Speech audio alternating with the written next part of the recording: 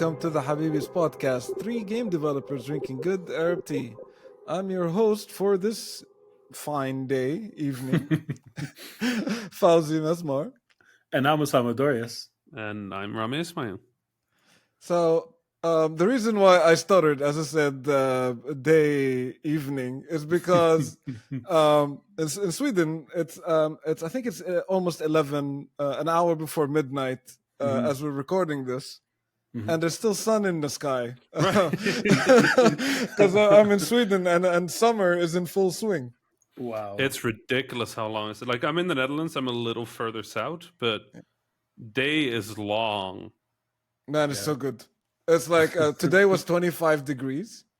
And like, you know, the sun, like beautiful weather. The sun was out the entire day, evening, whatever it is. Right. The sun is still out. It doesn't set that long.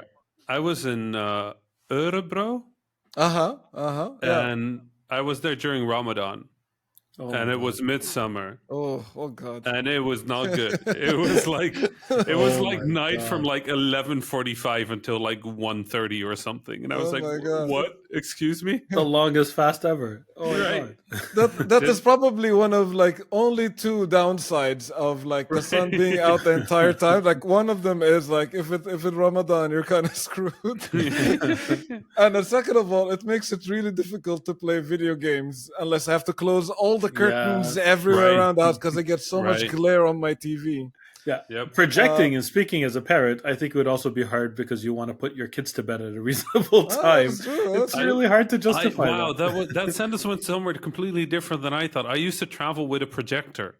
So I could play video games. I would bring my PlayStation with me and my projector. And I thought when you said projecting was different, I was like, oh yeah, for sure. Yeah, projectors would be difficult. Yes. Really good projector. I love gadgets. I have too many gadgets, but I have this really good travel projector from Sony. And I would just plug a PlayStation into it, and it will be so much better than most hotel rooms TVs, because those hotel room TVs, I don't know why they always have such bad TVs. Because they don't have to have good TVs. But then the other thing is 90% of them, you'd have to like figure out what the security mechanism is to switch it to a different HDMI input. Yeah. So I would be sitting in hotel rooms. I got really good at like identifying what system they were using. And I knew the unlock codes for like a number of those hotel TV brands. Really? So I could switch it to a different HDMI. I knew how some of the little boxes under those TVs worked and how I could like send a signal to them from my computer to like override stuff. That's incredible. That was wild. I struggled with the same thing, but things to kind of like override TV stuff to hook my Switch into it without a dock, or to hook my PC and like be able to play movies, or way to project like mirror my phone. Right. If the was not smart at all, I can find a way so I can like watch the things I want to watch or play the things I want to play. I always traveled with a Chromecast and a PlayStation. Yeah. Although I have to say, like, flight potentially coming up again. I'm working on some paperwork stuff to be allowed my second flight of 2021, which is wild. It's halfway through the year, and I've been on an airplane twice. But now I'm looking at my PS5 and I'm like, yo. Y'all screwed me really bad with this one. The thing is, like, it doesn't fit in my trolley and my suitcase. Like, what is this device? One could only hope that, you know, now that everybody has 5G installed, that you'll have very super fast internet connection, and you'll be able to just stream into your PS5 in the Netherlands. Yeah. I did that before when there was big Destiny stuff, and even on like old internet, it wasn't that bad. It depends on the game. Like, I wouldn't be able to play a fighting game or maybe even a shooter like that. What is it with y'all in fighting games? It's always fighting. There's other games, mate. Like, there's racing games. You're right. But what I meant more is that, you know, like, fighting games are very, very dependent on latency. Like, you cannot, like, if there's 2 frames, you feel those 2 frames that drop. But you can play, like, RPGs. You can play some 2D games. I played Destiny. Most of Destiny was not that high-risk play, right? It's very chill play. It's very end-of-the-evening play. So even though I would miss frequently and I would get a little nauseous over time, it still worked. I played a lot of my Persona 5, actually, on my PlayStation Vita. when I was Right. traveling, because I was traveling like crazy in 2017. And I was either playing Breath of the Wild, which was portable, or I had my Vita and I'm playing Persona 5 from my PS4. That's amazing. But then Strikers came out on Switch, didn't it? It Persona did. 5 Strikers. It did. Yeah, that's incredible. Like carrying a Persona game with you properly on a Switch big screen. I mean, Persona was Nice. always portable. Like, Persona Right. 4, I played portable. I played 4 Golden. I think 4 Golden I played portable. Yeah. Is that possible? Golden. Yeah, I think that was it. Yeah. Golden, yes. Yeah. Good stuff. Oh, but anyway, to go back to the sun and glare and how it's making it difficult to play video games, especially the video game I'm playing right now. I'm playing Resident Evil 8. just a very sunshine kind of game. Exactly. So the sunshine is going. There's a lot of glare on the TV, and there's a lot of darkness, and I can't see anything. Well, that's the only way that I play horror games. By the way, I get scared from horror games. I jump. Do you get crazy. like a nice? Did you get like a nice rainbow glare on your screen? like everything is like nice and rainbows, and then like monsters. But it's reassuring. Like if you're playing at night, that every jump scare is a lot scarier, right? Yanni, I can't play any horror games. Like I cannot play horror. I don't know what it is. Like it's the jump scares. Like I get that there's like the tension is fun. Yeah. But then the jump scare to me actually isn't fun. Yeah. So I'm out. How's Resident Evil 8 though? I am a big fan of Resident Evil. As you guys know, the first game is on my top 10 all time favorite games. Yep. Listen to the Horror Bites if you want to know more. Yeah. I loved 7. I thought 7 was fantastic, and it's a really nice return to form for the series. And Resident Evil 8 so far is a continuation of that. So I haven't finished it. I'm trying very hard to play it in whatever darkness I can get. Which is like, knock on wood, it's been fantastic. We haven't been getting much of those, and I'm not complaining. So I think I'm like 3 or 4 hours in. It's on the same engine, the Resident Evil engine, which is also like it's really good. Like the graphics and the rendering that it does. I like what the engine can do. Really good at rendering intestines. It's like carefully crafted to render realistic looking intestines. I don't wanna spoil the story too much, but you find yourself in a village in the middle of a snow, like very early on, and then you're chased with all sorts of like fast and scary monsters. This game, what I like about, like in 7, there was a lot of homage to the first couple of games. In 8, there is a nice mixture between an homage to Resident Evil 4 and to the previous games. So you get there were some moments that were very reminiscent of that early Resident Evil 4 location where like all the villagers are out to kill you. And there's that crazy guy with the chainsaw. You guys don't play horror games, so I'm not sure if you can relate, but I hope like a lot of people listening are nodding. Because in Resident Evil 8, there's a lot of moments that are reminiscent of that, which is really cool. It was like, there's very panic. Oh my God, where should I go? Is it here? Oh, there's people here. Oh, should I go there? Oh my God. And like, I'm constantly panicking more and more as I'm trying to like to find a place to go. I mean, listening to this description, it sounds more like me trying to get from a meeting to a meeting at GDC. It's like, oh my God, there's people here. Okay, let's go to the other. Oh, it's very similar. I feel like all the people in the meetings are trying to jump at you and bite you. It's pretty much the same thing. Okay. So GDC. Okay. GDC with biting. I will play a Resident Evil at a GDC. That'd be horrifying. Wait, they made a zombie game in a mall, right? They did. Yeah. Dead Rising. Dead Rising. Dead Rising. Yeah. Dead Rising, yeah. One of my favorite games, yeah. That's the fun game. You can smack people with the giant fish in that game. Yeah, that's true. No, I mean the only horror game I really played and it's not even a horror game, was Dying Light. Dying Light is great. I love the original Dying Light, and I remember being impressed by how dark it was when it got night, which is really like just a power fantasy for you fellas if you want to like actually see night again. So why did you play like Dying Light and not other horror games? I'm curious. Yeah. I don't know. I think the thing with Dying Light was it wasn't quite a horror game. Yeah. It was very much a mobility game, and the zombies were more used as like dynamic obstacles. Yeah.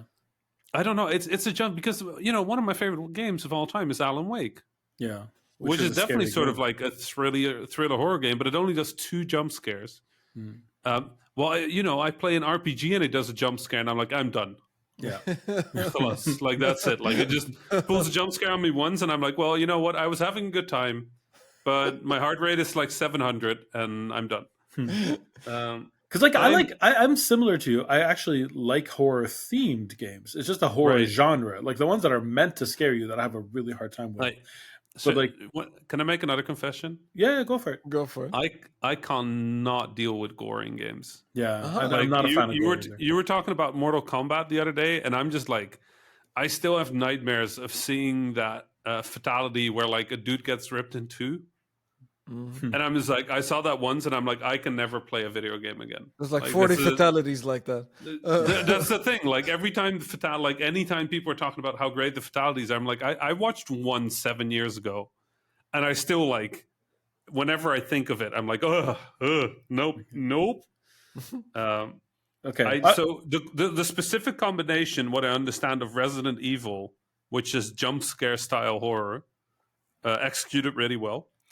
And the gore in a Resident Evil game, which involves like limbs getting torn off or bitten off, or like chainsaws or decapitations, like that combination for me is like maximum not Rami game.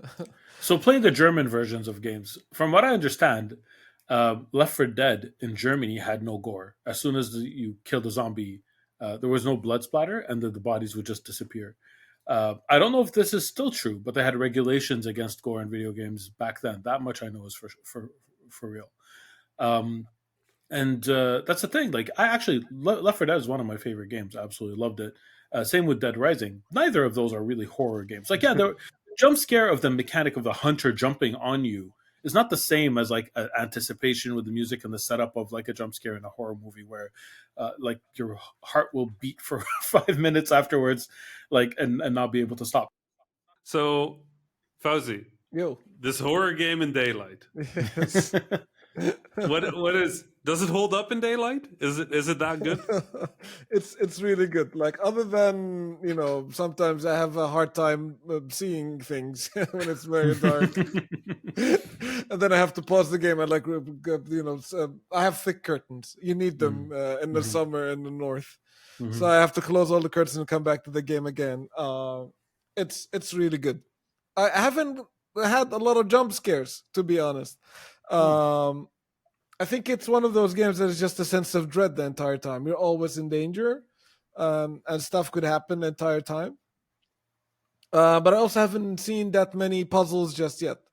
They have there's like in the early part of the game, there's the Resident Evil classic thing of like grab a crest or a giant piece of art or sculpture and put it on another piece of sculpture, and then a door would open or something like that. So there's that still, which is kind of cool, but it hasn't been like a puzzle that I need to fix or solve to progress just yet. But I know it's coming.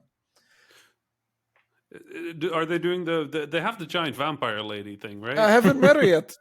Okay, I haven't met her yet. I just got to the mansion a part of the game when I saved to come up and talking to you guys on this podcast. I feel like that is for me, like when I think of Resident Evil, sort of like systemic thing that chases you kind of comes to mind really quickly. Yeah. Yeah. So I'm very curious about how because the weird thing about horror games is I love how they work. Yeah. I just can't play them. Like, I research each of them. Can you watch them? So I can watch them as long as it's as long as somebody else is being terrified. Yeah. Right. Then it's entertaining. Right. Then I can laugh about it because that is fun. Yeah. There's this amazing video of Sean Plot Day 9 playing, I think, Amnesia, and he and the monster's chasing him, and he's screaming like this incredible high pitched scream, and he's just sort of like screaming at the computer, and then his phone goes, and that scares him even worse. And then his leg is tensing up, and he starts yelling about his leg tensing up. And this is 20 seconds of complete chaos. Oh, that's so funny. Is one of the best. That's one of my best experience with horror games, was watching Sean horrified. Watching me is very similar, with the exception of like I keep my phone on silent. But there were multiple times like, where am I supposed to go? Oh my god, there's more people here. What am I supposed to? Oh my god! So incoming Fauzi streams scary games for the Habibis. I would watch it. Oh hell yeah! Oh hell yeah!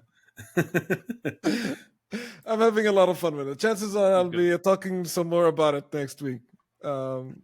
So yeah, excited I'll to keep hear you it. posted. What are you playing, Osama? Are you playing anything? Well, yeah, but actually, I wanted to start to talk about a movie that I saw. I saw the new Disney movie Cruella. Also a horror movie. Yes, or not really, actually. Yes. Was there enough Twitter discussion about this that we can talk about like some of the plot? So I think the price of admission of Cruella turned a lot of people away. So I don't think all that many people watched it. So I think I'll still stay clear of the plot mostly, but I can still talk about it and its themes and the intention and the stuff. There's just one thing I want to ask about later on, but like, okay, let's hear it. Okay, so Cruella is based on the same character, Cruella de Vil, from the 101 Dalmatians movies. If anyone hasn't seen those, they're classics. They're really good. There's both an animated version and a live action. I don't remember the live action. I've seen it. I don't remember it. But the animated version I must have seen 100 times when I was a kid. I really love that.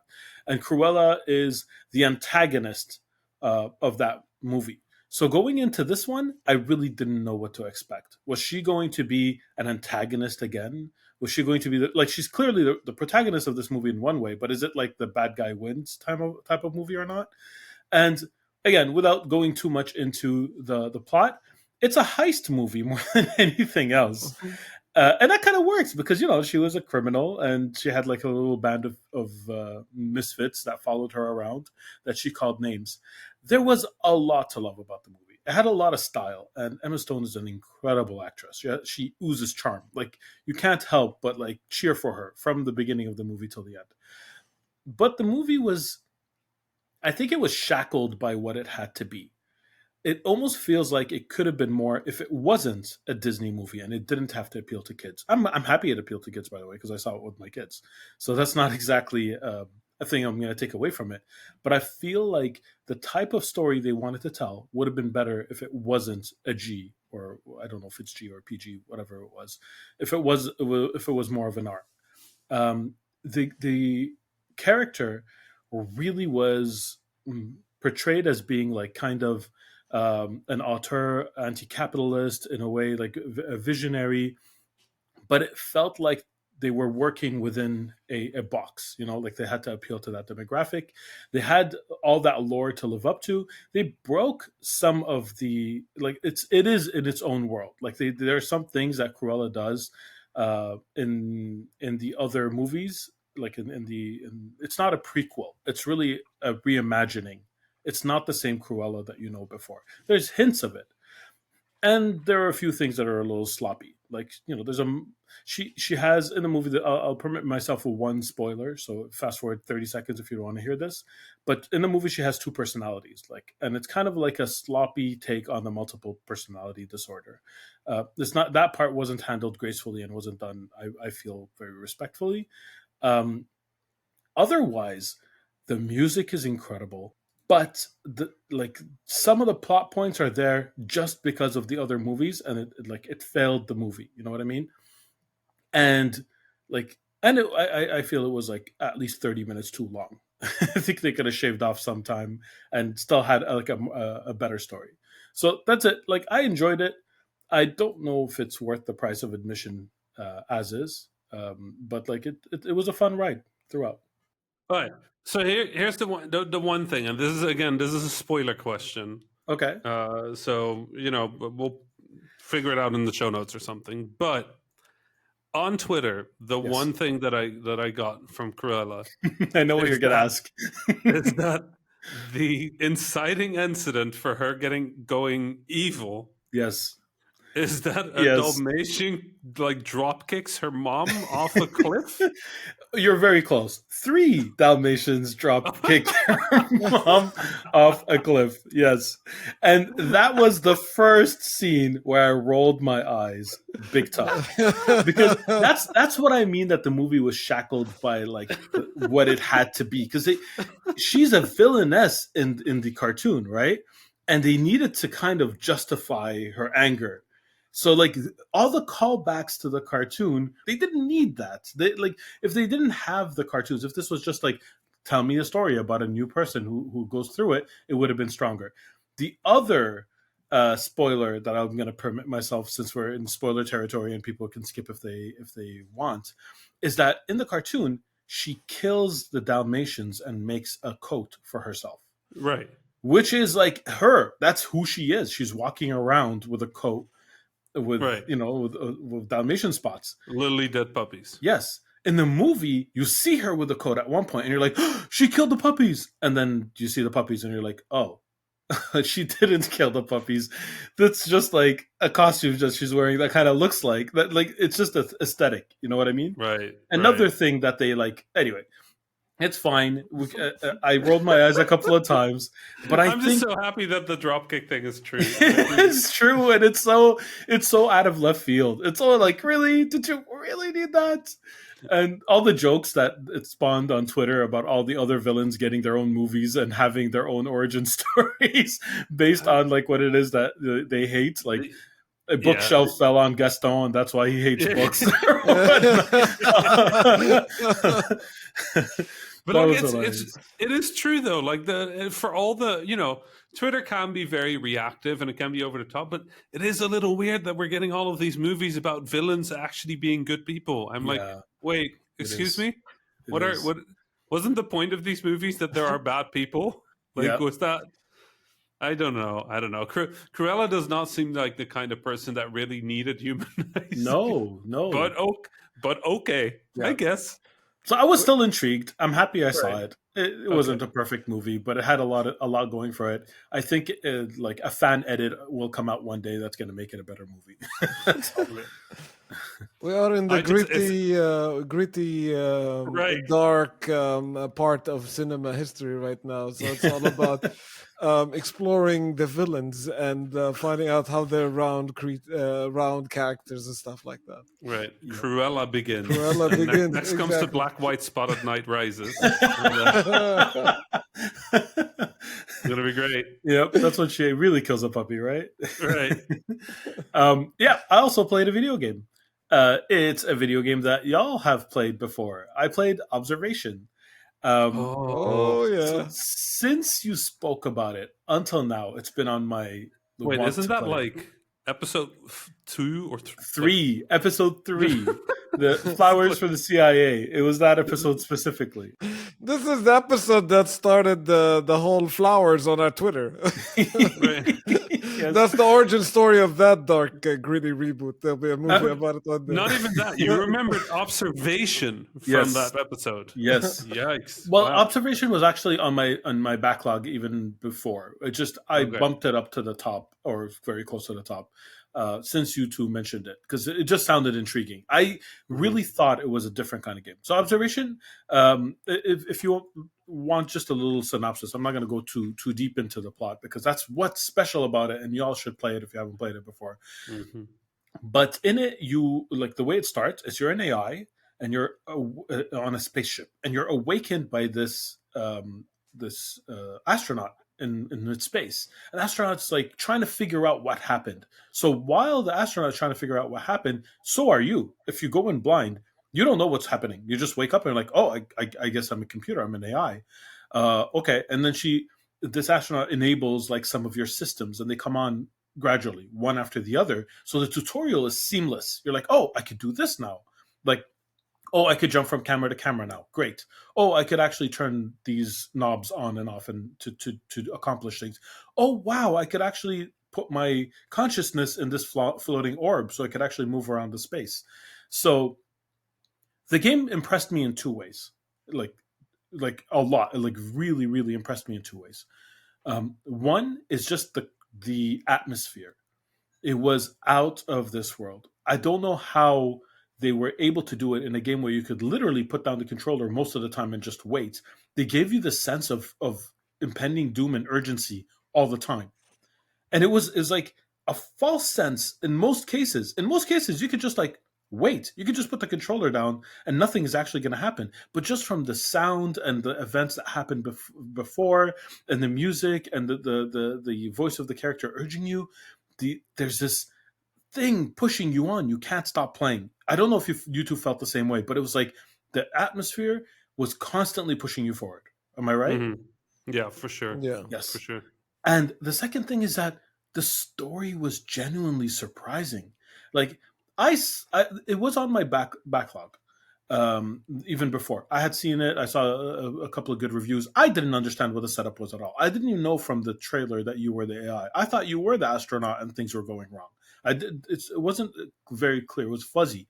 But that setup of you being an AI, a disembodied AI, and all the abilities that you have on the ship is really something. When you start seeing the bits and pieces of the story, like I don't know how much I'm gonna spoil it, but it's like shocking. It's not what you expect at all. Right. I mean, I tell everybody the same thing. Whether you want to play the entire game or not, do yourself a favor, play the intro. Yes, at least the Right. intro. Exactly. Play the intro until you've seen like the game does a cold open with a late title card. Yeah. Like play until the title card. Yeah. Yep. It's short. That part is like what, 20 right. minutes, 30 minutes? Yeah, it's 10 to 20 minutes, and I tell everybody the same thing: play until that title card. I don't think I've met anybody that got to the title card and then didn't finish it. Yeah, it's going to push you through. But before the whole COVID thing, people would come visit. They would play the intro, and then I would just be sitting staring at my TV for the next 3.5 hours as they finish the game. Yeah, like so the other really impressive thing about this game is that this is how you'd make indie games like right. I'm sorry that if that statement sounds like really out of left field, but the game is so much more than the sum of its parts. It's really simple in its execution. Like there are a lot of complex things about making a 3D game, a lot. Mostly having to deal with these characters and collisions and animations and how they blend one from the other. All of these things are a pain. You need systems for them and you need to QA them and all that. And this game was able, just because of this, of how the game is crafted, was able to bypass most of that. Most of the animations were bespoke. It's just like, wait for this thing to happen, and then this character is going to move from this point to that point. And I'm sorry if I'm robbing you of the magic, because it doesn't feel that way while you're playing it. But as a game designer, I can't help but analyze this, right? I can't help but like go into the space and be like, wow, that character model is really detailed. Wow, the animation is well done. Right. Oh my god, there's only one way that animation can play. They just saved themselves like months of QA just on that little thing. It's incredible. The whole game is like economical. That. Yes, it's so economical. Yeah, it's incredible. Like it's so well done. It really like I'm still impressed. I'm very, very impressed by it. I don't know if either of you. I know you've spoken about it before, but if either of you have anything to add about it. I mean, it's exactly what you say. It's just an impressive game. I think there is definitely a sort of like added appreciation for the game if you're a game developer. Yeah, it feels like a game that is for game developers in a way, where you look at it and you're like, wow, y'all did what? Yeah. With how little effort? Like, I mean, and you got away with it. That's the part that's like, what? But I think even if you're not a developer, like it's just a very impressive, very tight narrative experience. Yeah, it's the kind of walking simulator that I love. Yeah, it's very tight. It's very limited. It doesn't overstay its welcome. If it does, only a little. It plays with its own form. It pushes against the sort of like shape of the medium. Yeah. A beautiful game, like flawlessly executed. Seriously, I'm very, very impressed. Kudos to whoever worked on it. I don't know anyone on the team, but that was No Code, which is a game studio that was before they did a game called Stories Untold. Okay, I haven't played that. Not as good as Observation, but they recently re-released that, so you can now also get it on newer devices. Not as good, but still an interesting. You can clearly see the DNA that went into Observation later. A very exciting studio. I can recommend following them on Twitter. They're _NoCode on Twitter, and I think they're Scottish. Yep, they're the peeps up in Scotland. Yep, Yeah, good folks. good folks. Small studio, but oh boy, can they pack a punch in that game? I like about an observation in the atmosphere that it captured. It reminded me a lot of what was that Sandra Bullock movie? Gravity. Oh, Gravity, yes. Yeah. Like Gravity. there were scenes in Gravity when I was like, I feel like I need some air. Like I'm grasping for air. I feel like, so claustrophobic and so depraved of air that I get the feeling that I am in space. And Observation captured a lot of what Gravity did really, really well. And as they sat there at this this space atmosphere, but also the set of the sense of dread at the same time. It's like you're in space and something's gone really wrong the entire time. Exactly. Fantastic game. And it's on Game Pass. Is it still on Game Pass? When I played it was on Game Pass. It's leaving Game Pass, I think, in a couple of weeks. Yeah, okay. I believe it's... I could be mistaken, but I think I saw it on the list of games that are leaving Game Pass soon. Grab it while you can. Then it's pretty good. Absolutely. The other game, there's one other game like Observation that I tend to recommend, but it's a bit of a shame. Those games were partially ARGs, so you can't play them exactly the way they were supposed to. But these games were called Asemblance, as one word. So not a semblance, but a semblance. Moved together. They're very similar, small, economic. They're a lot clunkier, also a lot older than Observation. If you want a good, weird, spooky, tense, sort of oppressive atmosphere game, both the Semblance games are really good. Just play them in order if you do play them. You played the Observer, the game? Yeah, I did play Observer. That also, to a different extent, itches like that theme, but a lot more cyberpunky. Yeah, right, for sure. Rami, I watched you play Asemblance. I remember it. Oh, we were in. I think we were in Phoenix, and you brought. Was it your PlayStation or your Xbox? Yes. Yeah, of course I brought my PlayStation.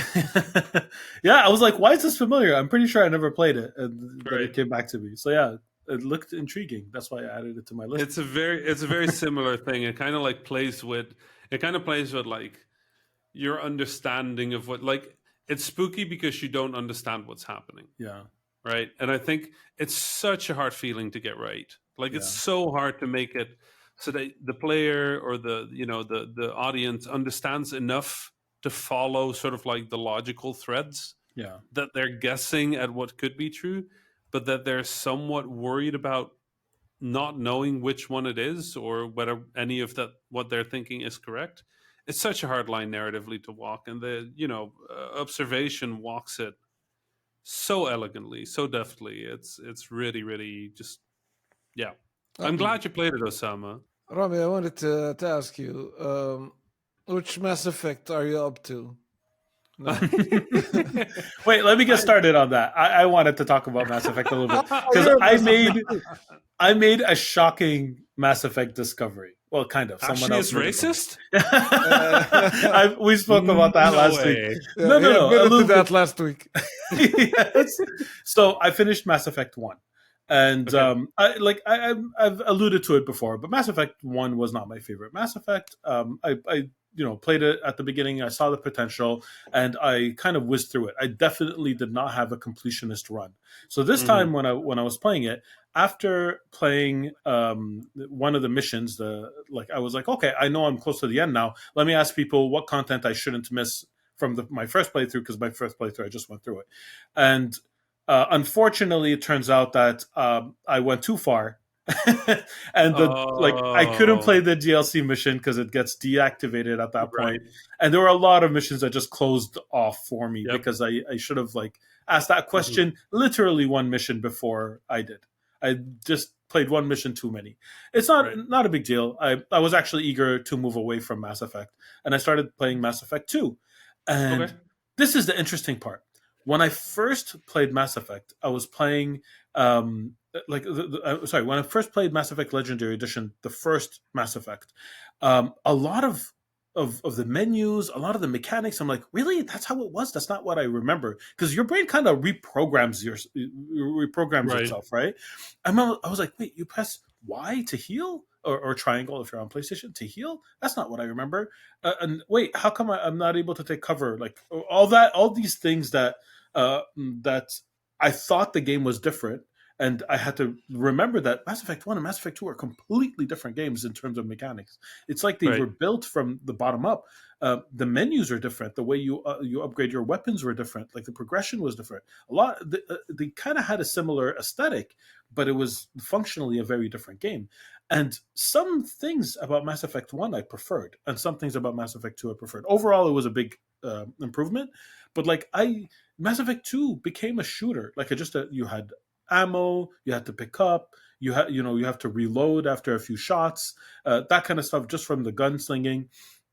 The first Mass Effect was like your weapon overheated and cooled down and never ran out of ammo. That kind of stuff felt more sci-fi to me than the reloading of the ammo. It was more Call of Duty, and I'm not hating on it. I don't mind Call of Duty, but it's just that these changes, like even the way you scan planets, and the first one was like kind of unsatisfying, because you just pressed a button and the planet was scanned. And the second one was tedious.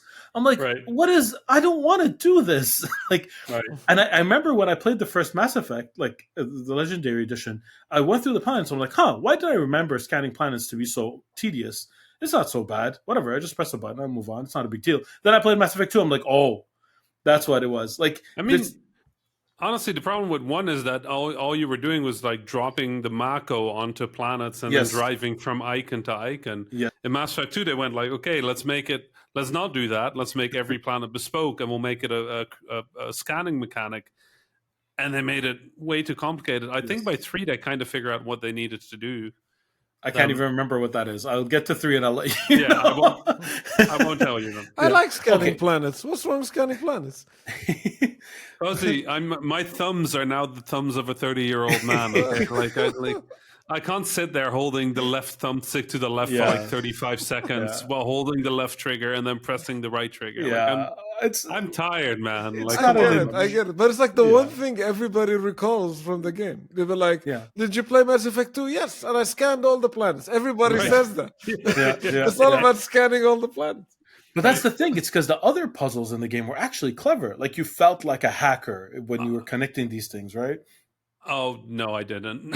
Okay, I liked them. I thought they were like you get bored of them after a while, but they felt like a puzzle that you were solving. Right, fair. This didn't feel like a puzzle you're solving. It didn't. It felt like a chore you had to do. To me, at least. And everyone's different, and people have different. No, I agree. Yeah. But okay, so this is the big discovery, and it's not my discovery.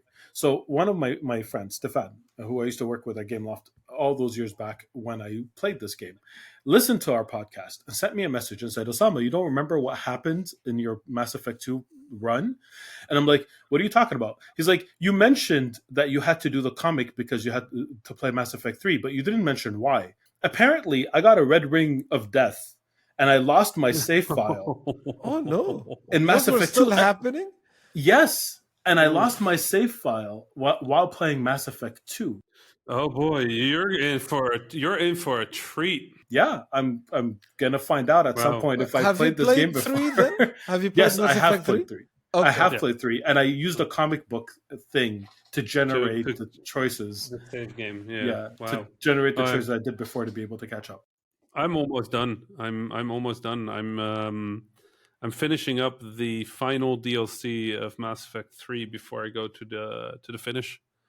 And God, what a series! Just genuinely, the thing that I've come to appreciate, I think, most about Mass Effect is that every game is exactly the game it needs to be, even though every game is flawed in its own ways.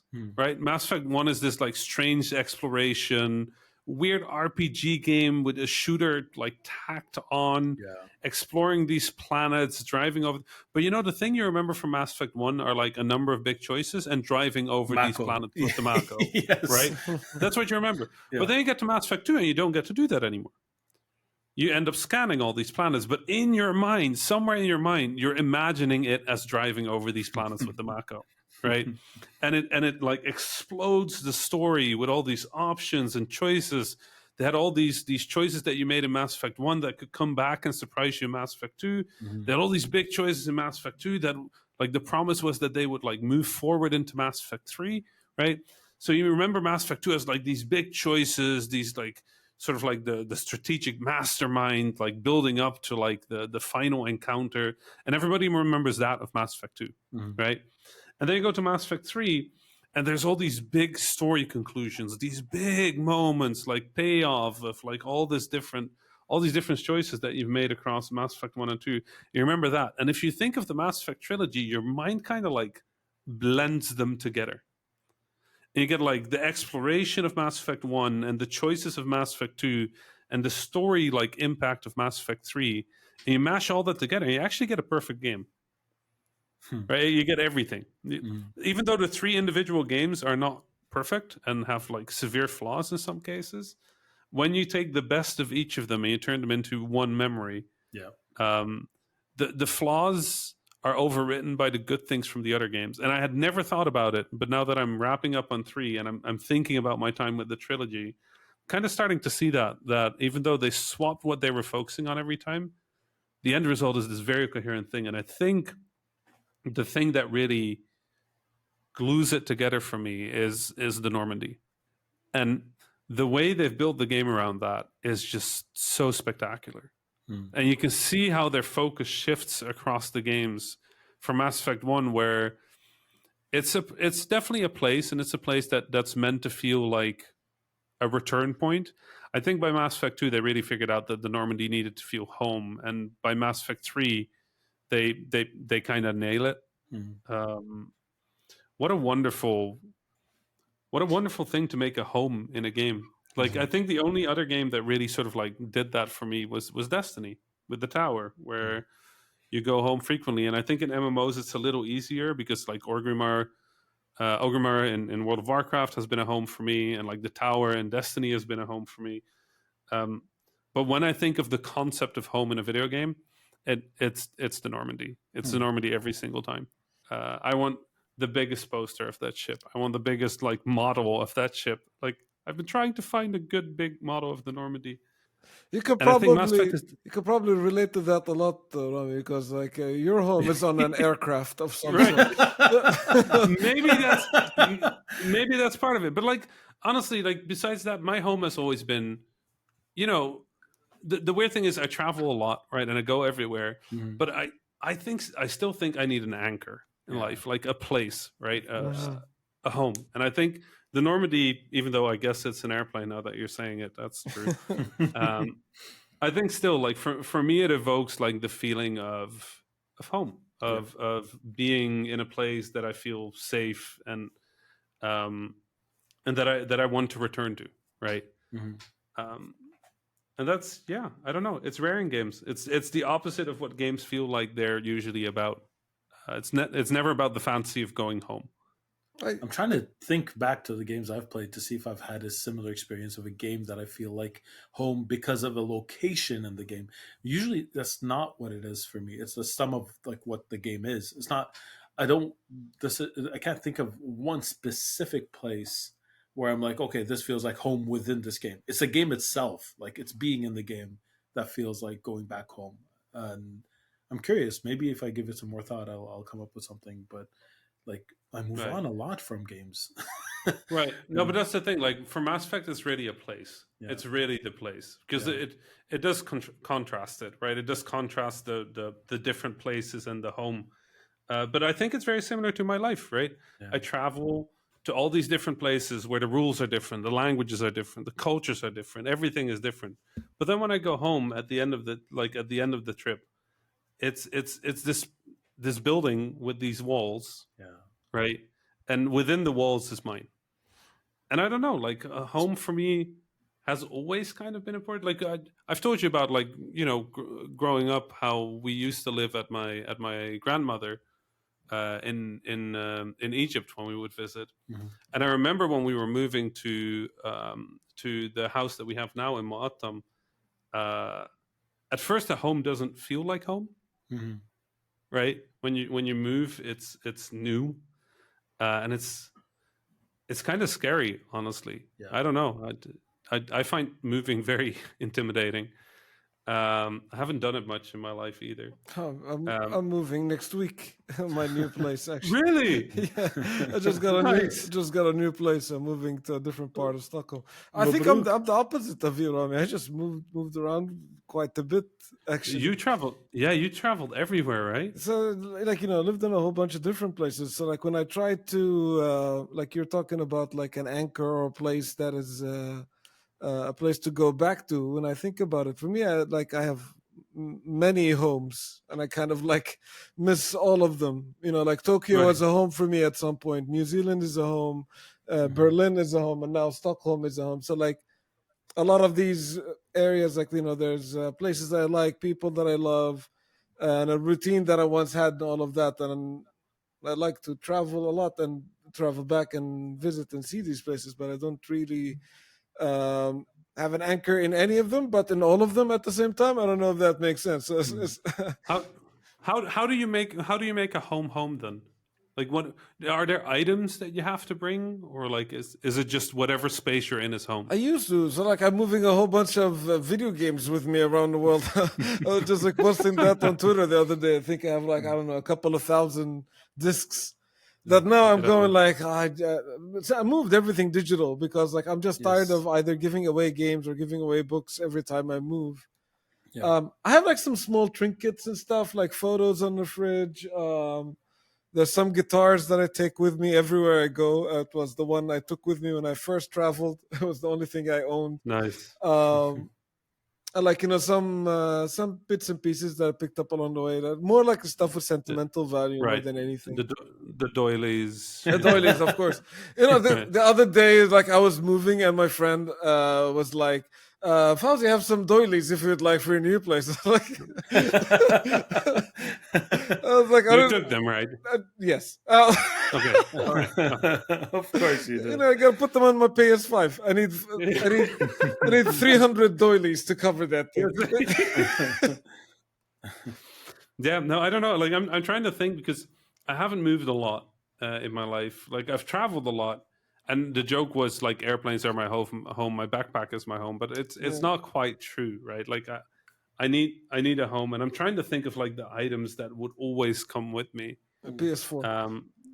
Well, yeah, I mean, the non-functional items that would always come with me, Yeah. right? Let And me guess. It's your leather jacket. the jacket. The jacket will definitely come. No matter what temperature it is, you're wearing that thing. I just I've wear that witnessed jacket. that. We were together Right. in Phoenix, Arizona, and it was, what was it? Almost 50 degrees Celsius. It was Yeah, like an 46. it was an impossible heat, and he was in his leather jacket that he never took off. Same was same incredible. experience. We spent a week together in Singapore. I could take off my skin if I could. It was so hot. And he's just, walking around in his leather jacket. Oh, The funny thing is, normally when people ask about it, I'm like, I'm Egyptian. But with you guys, I can't do that. You just go like, yeah, we're also Arabs. Exactly. We don't do that. Exactly. Also Arabs. Then again, Osama, you're in Montreal. Like, I don't know, like, how you deal with the cold. Honestly, we have both extremes, by the way. Our hots are very hot as well. They don't last long. Your hots are hot, but Yeah. they're like different hot. Yeah. Like, But they're suffocating your hot because cold we get coverage- humidity. sure, but your cold is ridiculous. Yeah, Like, I can deal with hot. Is not an issue for me. Yeah. I'm Egyptian. Yeah. It works in this context, believe me. Right, but minus 35. Like, what is that? Yeah, it's impossibly cold here. Which person moved like, which settler or colonist moved through Canada, build a home, like, if we're speaking of home anyway, Yes. build a home in the middle of, like, some rivers, and then stayed there when winter came. You know what's really funny is that we were never meant to come to Montreal. It was a layover. what happened is because like my family, I was born in Iraq. My family grew up in Iraq. We left Iraq and we went to the Arab Emirates for 4 years. And my dad is a petroleum engineer, and he Right. had an interview in Alberta because they have oil in Alberta, Canada. There's no oil in Montreal, and there was a layover in Montreal. And my parents, when they stopped in Montreal and they saw how like ethnically diverse it was and how multicultural it was, then went to Alberta and saw how it's not that. It's not at It's all. my dad was like, okay, we're not going to move to that place. We'll move to this one and figure out work, because that is the Wow. kind of thing that you like. It's very difficult to grow up in a place where you're like. It was difficult enough, like being Right. here, right? So imagine what it's like in Alberta, where it was really we would have been the minority of the minorities, right? There's Right. barely anyone there who's not white Yeah. or who doesn't fit that form.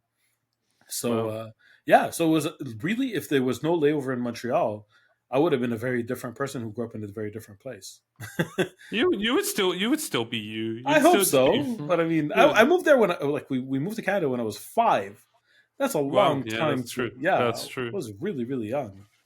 What was? Do you remember your home before that? Yes, I have. In Emirates, then, Yes, right? You I were there do for four remember the years. Emirates. Yes, I do remember a lot of the things about the Emirates. But it's all like fragmented memories that was reconstructed in some cases by pictures. You know how it is, right? Right. Like Yeah. Yeah. the thing is, when you're that young, the things you remember are not that impressive to anyone else. Like I remember our neighbor had a cat, and they would let me pet the cat. Like that's a vivid memory, but it reconstructs the whole area. Like I know what their apartment looks like because they would allow me to go there and pet their cat, like that kind of thing. You know what I mean? And in the Arab world, having a pet cat was uncommon, uh, especially at that time. So it was noteworthy that they had a cat. Cats Right. were Fair. they're just on the street. They're everywhere, right? They're not. Right. So for that was noteworthy, and because of that, it stuck with me. Like those are the Right. kind of things I remember compared to my parents who remember like life events, like huge things.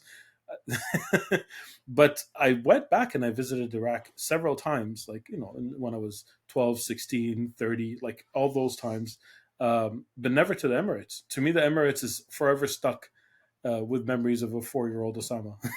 Wow. Yeah. You should go back sometime. Yeah, I'd love to. I actually came close. I was invited to a conference in Abu Dhabi. I was actually in Dubai, but I wasn't actually in Abu Dhabi when I was in the Emirates.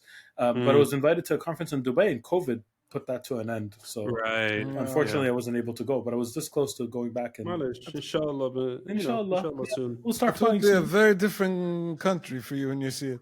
Yes, Yeah, for I'm sure. sure. I'm sure. Like it's gone through a crazy amount of change, like especially if you haven't been since you were like 5. Yeah, this is Right. like more than 35 Which- years ago. I was just about to say, for Osama, that's also like 50 something years ago. Your math is. I forgive you for your math, Ravi. I'm just mentally making you older every time we speak. Like, I want to keep the Hag Osama thing going. That's one thing you have in common with my kids. They do the same thing. Those millennials. Oh my god!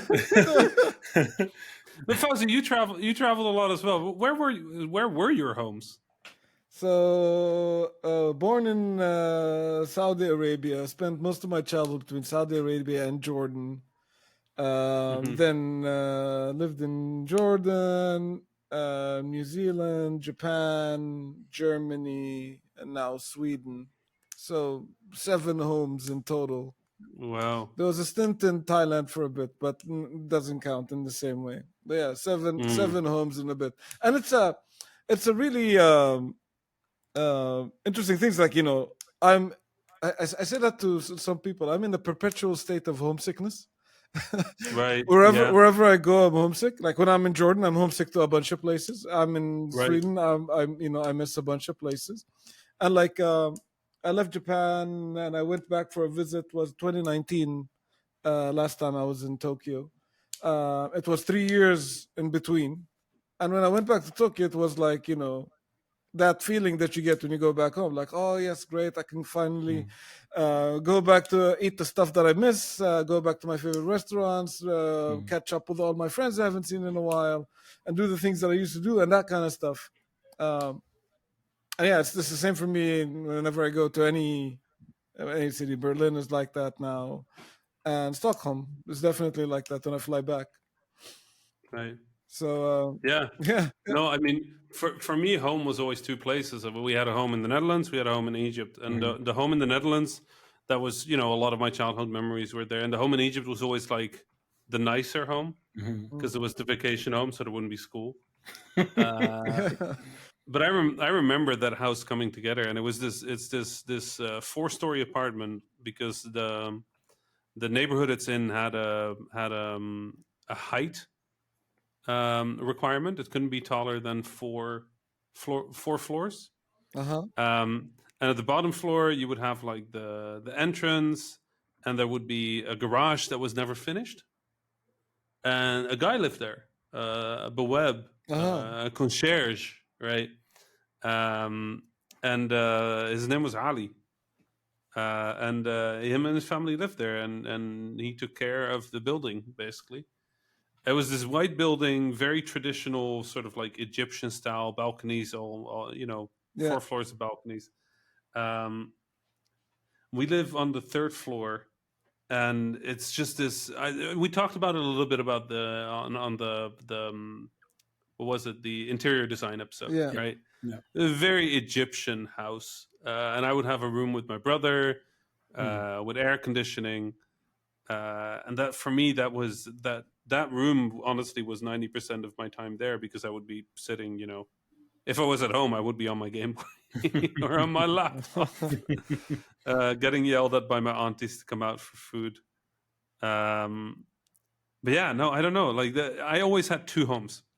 Yeah. And I think I recognize the feeling you talk about, Fauzi, in that I always felt too Dutch to be Egyptian, and always felt too Egyptian to be Dutch. I can imagine for you that's way more, right? Like you feel too much everything to be anything. There's a lot. Yeah, I really get a lot of that. Like when I watch the Olympics, and or the World Cup, and there's teams playing against each other. Like I could cheer for like at least 7 teams, if not more. Right. Yeah. Well, I mean, a much higher chance of winning. Yeah. It's very interesting because, like, depending on what circle I'm in, it has a shift. Because, like, I identify as both Iraqi and Canadian. Yeah, but if I'm like in a Canadian setting, I'm Iraqi. But if I'm in a international setting, like when I'm in like I don't know, wherever I'm in Australia talking to people, you're Canadian. Then I'm Canadian, and it's not something I do consciously. It's just that's how I present myself. I'm curious. I'm the oddball in every setting. Right. I'm the guy that lives everywhere, in every setting. But which countries? I can't ask which ones do you like best, but it's hard because I hate that question when people ask me that. Like, what do you like better, Netherlands or Egypt? They're both their own places. Right? They're both home in different ways. But this question I can answer. If Jordan was playing Japan in the World Cup final. So if that happened, first of all, Jordan making it to the World Cup to begin with, we're not going to talk about the specifics of how it happened. And then Japan making it to the final. Like there's so much miracles that has happened at this point. I am ecstatic. It is a wonderful year for Jordanian and Japanese soccer. But which flag goes up? Legendary year. Oh man, that's so hard. You know what? Like there was one time, like the Jordan and Japan played against each other. It was an Asian final. Oh. And I couldn't decide on who to cheer for. Who won? I forgot as well. I think it was Japan. just traumatized and repelled the memory. Japan because, genuinely, I'd feel peer pressure from the people around me that I have to take a stance. But you were watching this from Germany, probably. But when Japan scored, I was happy, and when Jordan scored, I was happy. Yeah, of course. I had a hard time. I remember the Netherlands playing Egypt once, and I just didn't know what to do with myself. What am I supposed to do? Like, and you kind of want to cheer and cry at the same time. Like, go! Oh no! Wait! Oh wait! No! Yes! No! You root for a tie. but that's why I went with finals, because you can't get a tie. You can't, no. Can you imagine having to watch a penalty shootout between Jordan and Japan? Can you imagine? The tension. Just go to bed.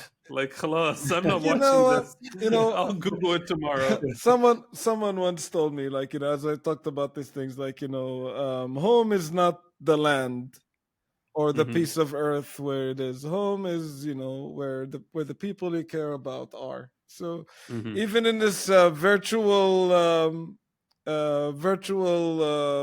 world, this this hour or so that we spent together every week, the three of us, that's a bit of a piece of home.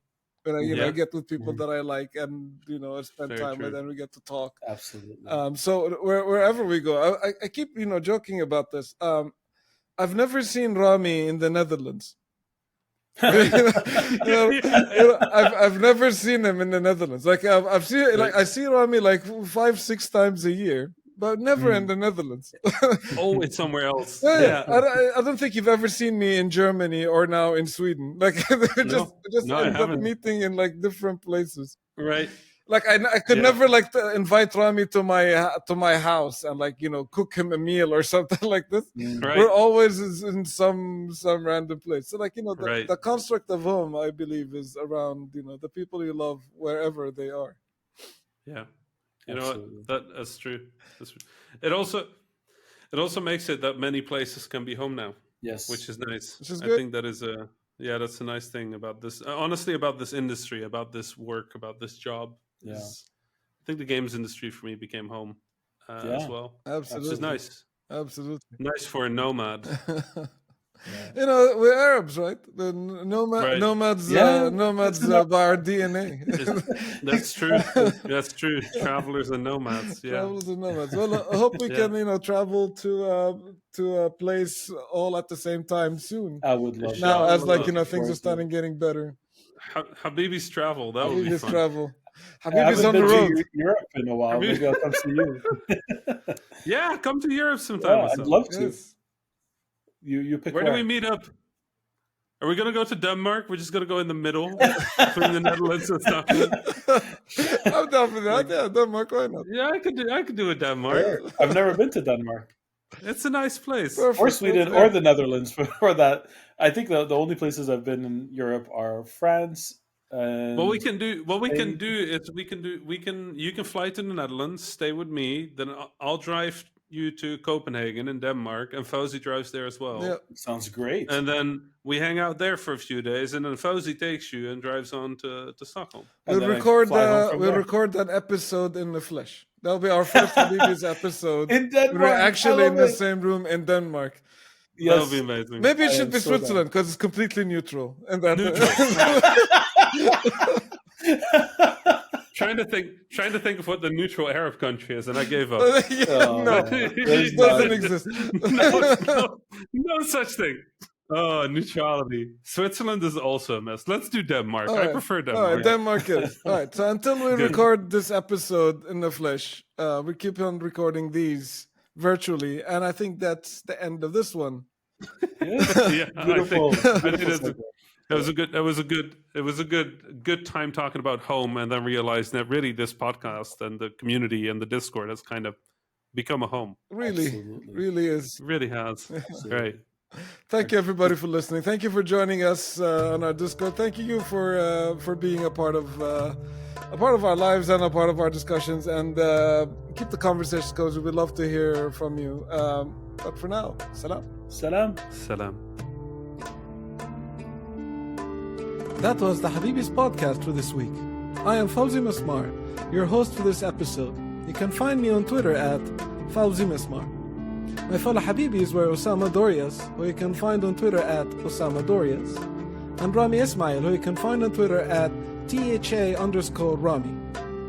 Send us your questions, stories, and suggestions via info@thehabibis.com. Intro and outro music was provided by Malik Zubayla, and the logo was provided by Ibrahim Hamdi. The Habibis is a weekly podcast about 3 game developers drinking good Arab tea, with new episodes launching every Friday, inshallah. If you enjoyed the show, don't forget to subscribe to your favorite podcasting service or check out thehabibis.com for more information. Thank you for listening. Salam.